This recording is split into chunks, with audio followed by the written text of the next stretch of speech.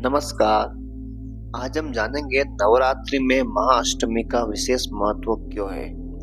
आखिरकार नवरात्रि के 9 दिनों में महाअष्टमी को सबसे विशेष क्यों माना गया है और इस बार 774 वर्षों के बाद जो महाअष्टमी में संधि काल का जो समय बन रहा है वो सबसे महत्वपूर्ण है। उस समय अगर आप कोई भी कार्य करेंगे तो निश्चित रूप से आपको फल की प्राप्ति होगी।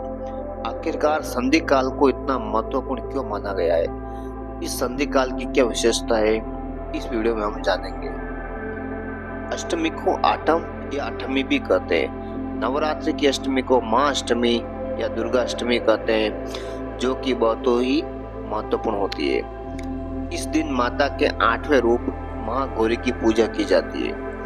नवरात्रि के 8वें दिन महागौरी की पूजा इसलिए होती है क्योंकि महागौरी को चंड और मुंड का विनाशक माना गया है। मतलब महाअष्टमी के दिन ही माता ने चंड और मुंड का वध करके सृष्टि को उनके आतंक से मुक्त कराया था। हम ये भी जानेंगे कि माता ने चंड और मुंड का वध किस समय किया था। हम जिस संधि काल की बात कर रहे हैं उसी संधि काल में माता ने प्रकट होके चंड और मुंड का वध किया था। भगवती महागौरी की आराधना सभी मनोवांछित कामना को पूर्ण करने वाली और भक्तों को अभय रूप व सौंदर्य प्रदान करने वाली है। मतलब शरीर में उत्पन्न बहुत प्रकार के विष व्याधियों का अंत करके जीवन को सुख समृद्ध बनाती है। इस महाअष्टमी पर जो संधि काल है वो सबसे महत्वपूर्ण माना गया है। आखिरकार इसी संधि काल के अंदर माता ने चंड मुंड का वध करके सृष्टि को उनके आतंक से मुक्त कराया था। तो हम जानेंगे कि वो संधि काल का समय कब है। तो आप सुनिए, जब अष्टमी के अंतिम 24 मिनट और नवमी शुरू होने के पहले 24 मिनट, जो 48 मिनट का समय है, इसी को अष्टमी का संधि काल कहा जाता है। मतलब जब अष्टमी अंतिम समय में हो और नवमी लगने वाली हो। अष्टमी के अंतिम 24 मिनट और नवमी के पहले 24 मिनट, इस 48 मिनट में आपको सारी पूजा करनी है।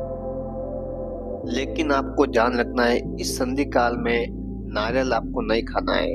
आपको कोई भी लाल कलर का पदार्थ नहीं खाना है या लाल कलर का वस्त्र नहीं पहनना है, क्योंकि लाल कलर का संबंध रक्त से होता है और इसी संधि काल में माता ने चंड और मुंड का वध किया था। तो इसलिए इस समय लाल कलर से आपको परहेज रखना है। लाल कलर का कोई भी भोजन, प्रसाद कुछ भी नहीं खाना है। इसके अलावा आपको तिल का तेल, कांसे के पात्र में भी भोजन नहीं करना चाहिए। कद्दू, लौकी इत्यादि का भी आपको इस दिन त्याग करना चाहिए, क्योंकि बहुत जगह पे कद्दू और लौकी को बलि के रूप में चढ़ाया जाता है। इस संधि काल में आपको हवन जरूर करना चाहिए, भले छोटा हवन हो। माता के नाम की 9 या 10 आहुति आपको जरूर देनी चाहिए। उसके बाद प्रसाद बना के माता को वितरित करना चाहिए और थोड़ा बहुत भजन, सत्संग, कीर्तन आपको जरूर करना चाहिए। इसी 48 मिनट के समय में आपको 9 कन्याओं को भोजन कराना है। मतलब 9 कन्याओं को भोजन कराने के बाद उनकी विधिवत पूजा आपको करनी है। इस संधि काल में आपको 9 दीपक जरूर करने हैं। 9 दीपक 9 दिन के हिसाब से आपको जरूर करने हैं, तो 9 दीपक आपको जलाने हैं। तो इस तरीके से आपको माता की विधिवत पूजा करनी है, जिससे आपको सारे दुख और कष्ट मिट जाएंगे। शत्रुओं पर आप विजय प्राप्त कर पाएंगे, आपके सभी रोग नष्ट हो जाएंगे और आपको धन वैभव की प्राप्त होगा।